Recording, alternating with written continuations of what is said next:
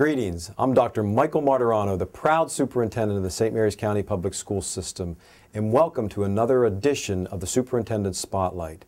This is an opportunity for the school system to focus in on our community leaders, our school system students, and our staff members, highlighting all of the wonderful things that are working in partnership for the betterment in each and every one of our students.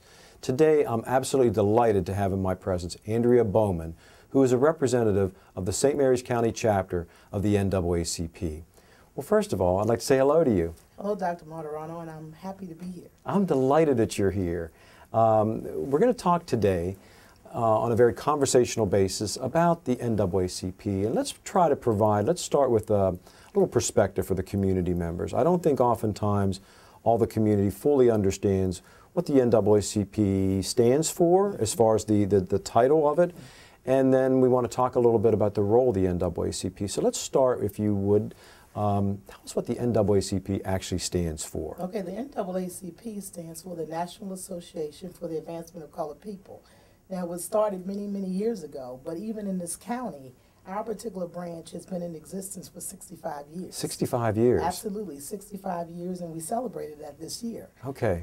We are an advocacy civil organization that looks out for the betterment of individuals, specifically African Americans, but all people. Okay. I mean, if you look at the word colored people, that comes in many facets. Exactly. And when it was established long years ago, again, we were kind of identified as colored people. Right. But looking at the world and how diverse it is this day and time, I think that encompasses all people at this point.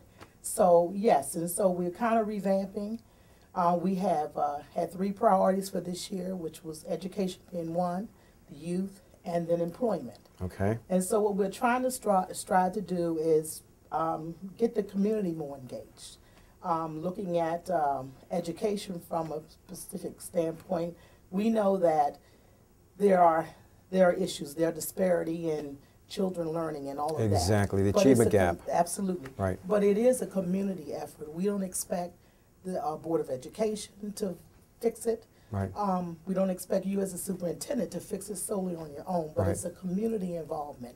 And recognizing that as we address issues, it's not just serving our African American students, it's serving all students. Right. And that's what it's all about. And if we keep the students first and foremost at the front of this, then I'm confident that as an organization, as a community, we can work toward eliminating that achievement gap. Right.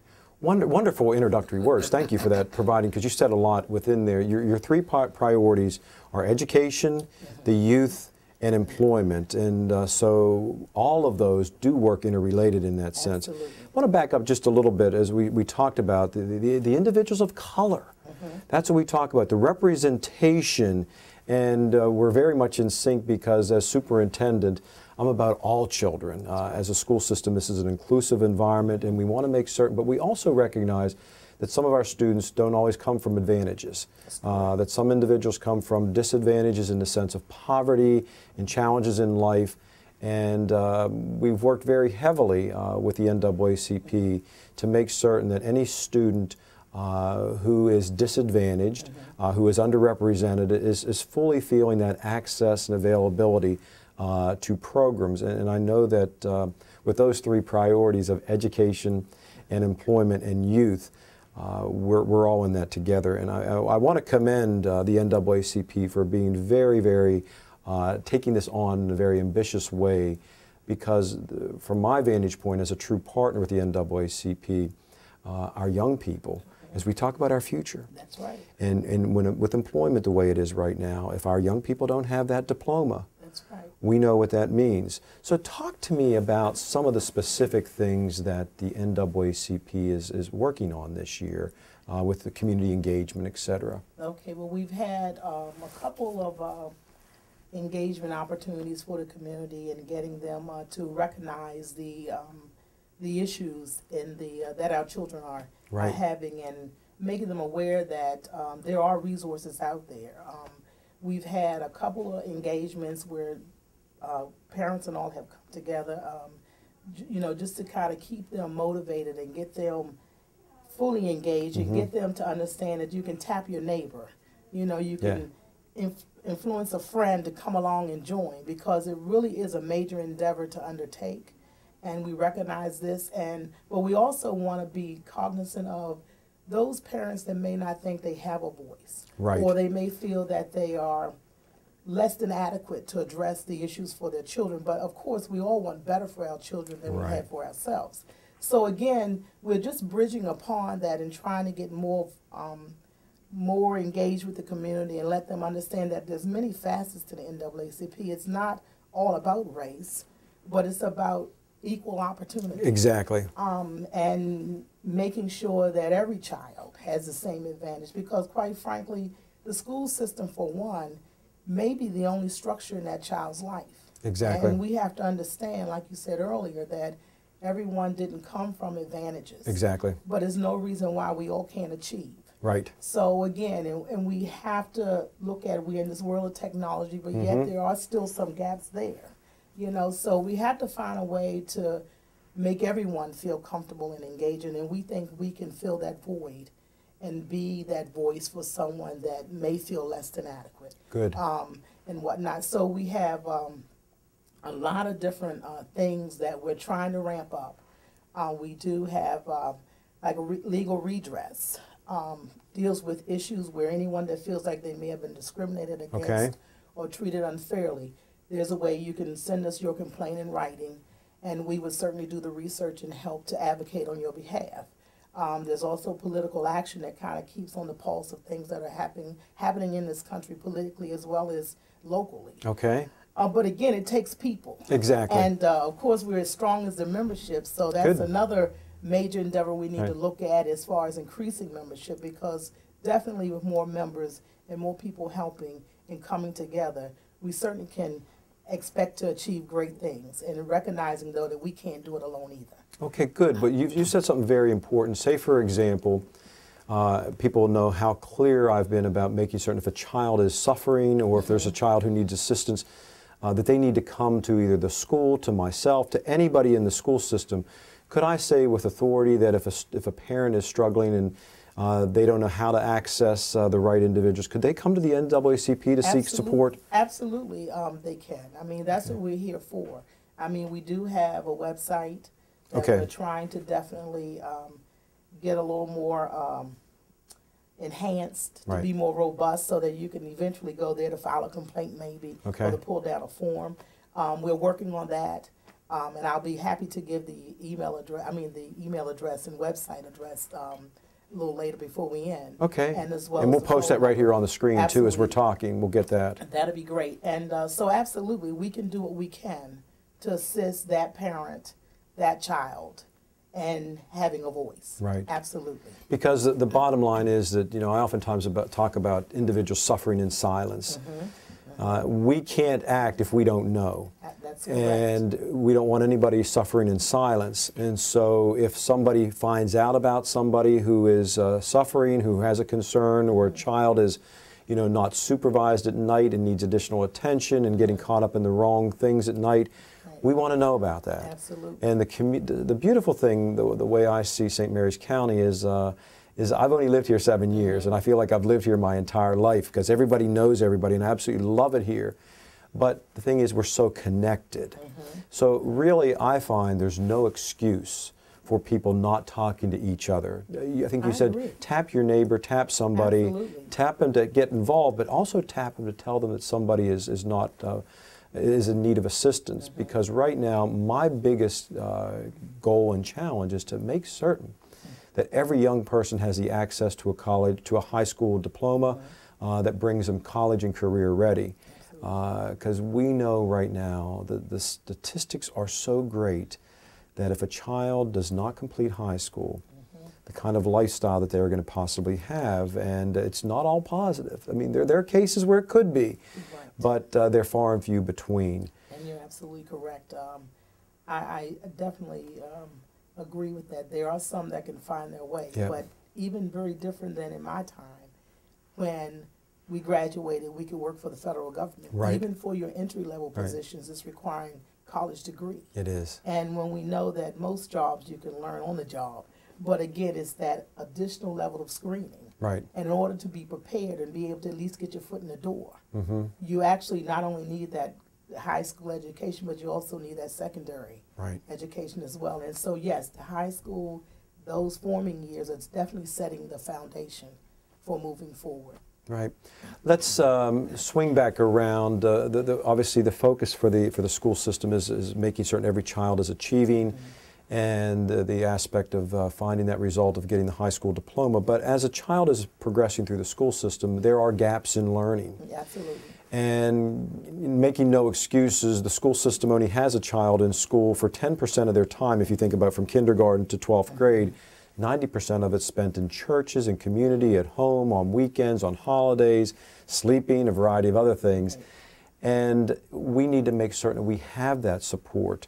Tell me some of the things that the NAACP has done in the past to work with parents, to provide information and knowledge about libraries and reading to children. Tell me some of those things. Well, we have held different programs that speak to whether it's Black History Month type mm-hmm. of things, or we would like to do more of that. But right. of course, everything takes money, and time. That's a challenge, right?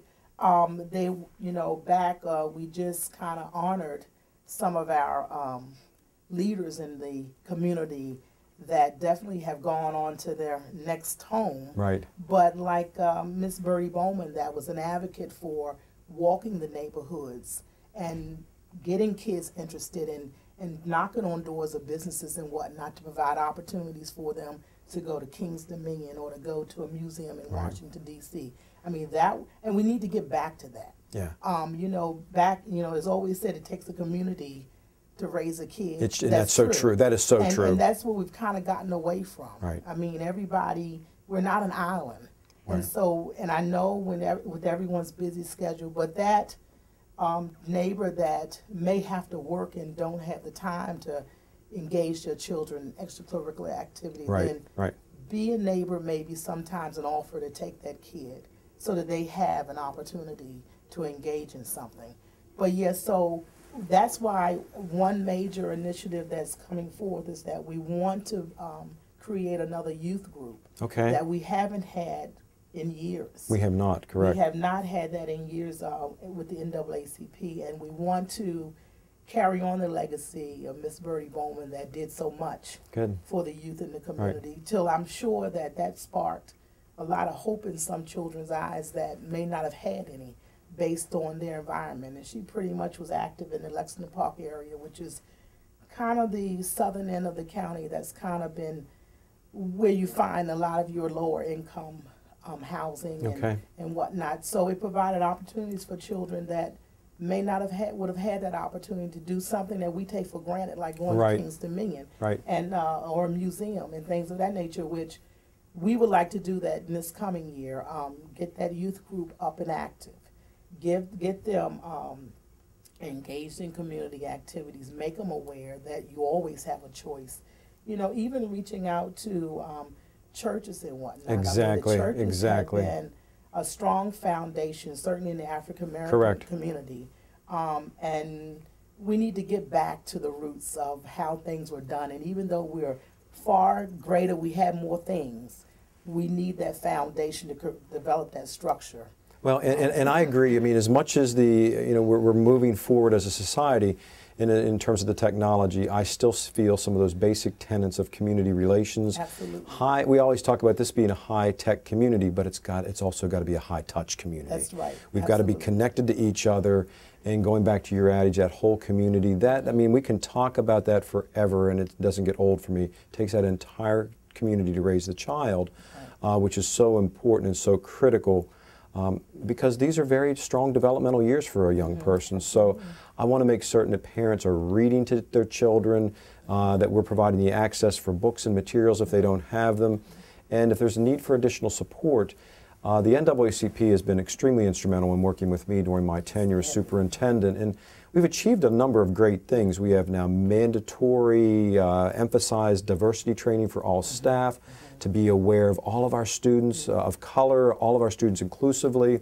We've done some great partnerships in terms of recognizing great members of the community who've made contributions to the school system.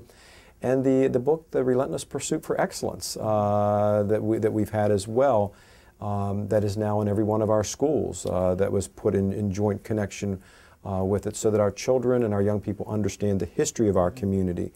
But my message today is clearly to be able to say, as we're talking with this partnership that we have established, and the pieces that you're saying so clearly, is that we don't want parents to feel like they're islands, to use your expression, that we're all in this together, and that they can communicate with the NAACP. We don't want that just to be for complaints, that if there's need for advocacy, but whatever venue, find the NAACP, find the school system. If a child needs assistance, if a young person needs assistance, or anybody does, through whatever means, communicate with you. Absolutely. Like I said, Robin said, send us an email, give us a phone call. We'll be glad to try to step in and do what we can. I mean, we have a lot of retired educators. Yes, you do. That support our education committee. We have a lot that are retired and they still want to be involved, and they can help be an advocacy for that parent, for that child, to ensure that they get the necessary resources that they need, or to ward off any bigger major problems that could result from not addressing a simpler issue. Very, very good point. And at the same time, you talked about we have a number of retirees, we have a number of individuals, but we also need young people. Absolutely. Young parents. Parents who have a vested stake in the effort right now, who have young people in the school system right now. I know everybody's busy with their lives, but that whole connection of all of us being in this together is really resonating with me today as you're talking. And I also want to thank you. I want to thank Mr. Schreiber, the President of the NAACP, Dr. Walthour for her involvement. I'm delighted as superintendent we have this active engagement of conversation, and wanted to focus today. As you can tell, I've had a wonderful conversation with Andrea Bowman today, representative from the St. Mary's County branch of the NAACP.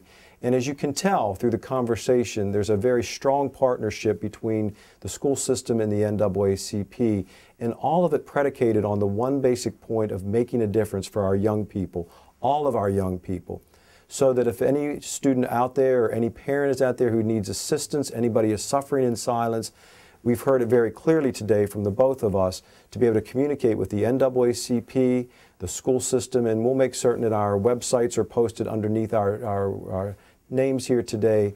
And so I'm delighted to have this opportunity to speak with Ms. Bowman today as a representative of the NAACP for another edition of the Superintendent's Spotlight.